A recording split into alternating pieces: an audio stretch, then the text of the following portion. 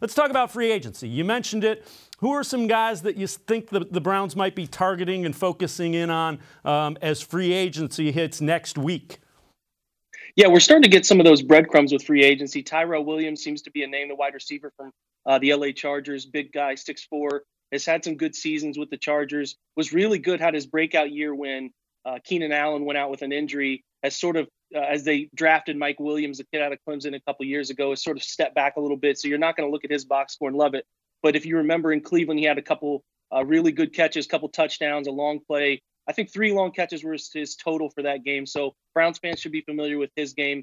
He might provide that upgrade to what Rashad Perriman could be if Perriman's asking for too much money. They need to improve at linebacker, so I do expect the Browns to look at either Anthony Barr or Jordan Hicks. I'd prefer the Jordan Hicks kid, Ohio kid before he went to Texas, plays in Philadelphia, really nice football player. Anthony Barr, C.J. Mosley, Barr is from Minnesota. Mosley we're familiar with from Baltimore, both good linebackers as the Browns, obviously, like you said, Dave, let go of Jamie Collins. So they're going to need to fill that void to go along with Schobert and Christian Kirksey. So I do expect them to be active for a linebacker.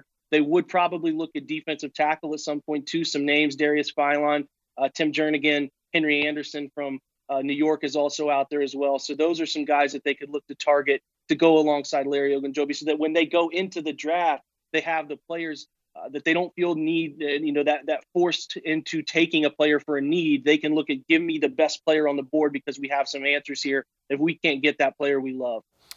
Do you get the sense that John Dorsey and the Browns know they have to improve that defense? There were some glaring weaknesses in that defense last year that I think cost them. Yeah, I think that they understood that they didn't have enough depth at D tackle, and that caused them to have issues in the run game. Because when your D tackles outside of Larry Ogunjobi, when they don't play well, they don't touch enough of the linemen in front of them. Those linemen then get to the linebackers and make tough transactions going on there between linebackers trying to get to running backs. So they know they have to get better. They didn't stop the run well enough. They were really sound against the pass, but they signed a bunch of temporary players there at corner, Terrence Mitchell, TJ Carey, EJ Gaines, that I'm not sure they're going to keep around. So they want more solid foundational pieces there. But they were very fortunate with the turnover. And in the NFL, you can't bank on turnover margin year to year like you would love to.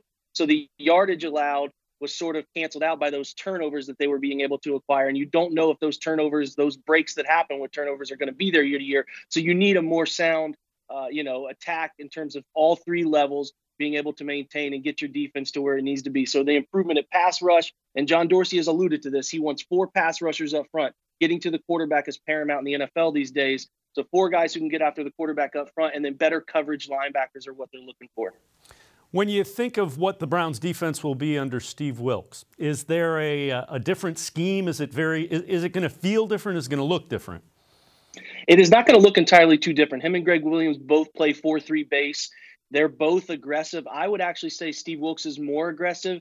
He will attack at all levels. Greg Williams is noted for blitzing, but playing soft behind the blitz, sort of that bend but don't break is what I call it. It's a little bit of a paradox because if you're blitzing, are you not being aggressive? But for aggression to truly be aggression, you need it at all 3 levels. I think Steve Wilks will bring aggression at all 3 levels, put corners on islands and man-to-man coverage more often in press situations, which lends me to believe they might be looking at that, second foundational corner opposite Denzel Ward. You have Demarius Randall, you have Jabril Peppers. Your secondary could be set for a good amount of time there. Then you're just looking for people that can get after the quarterback, and that's where the Olivier Vernon acquisition makes a lot of sense.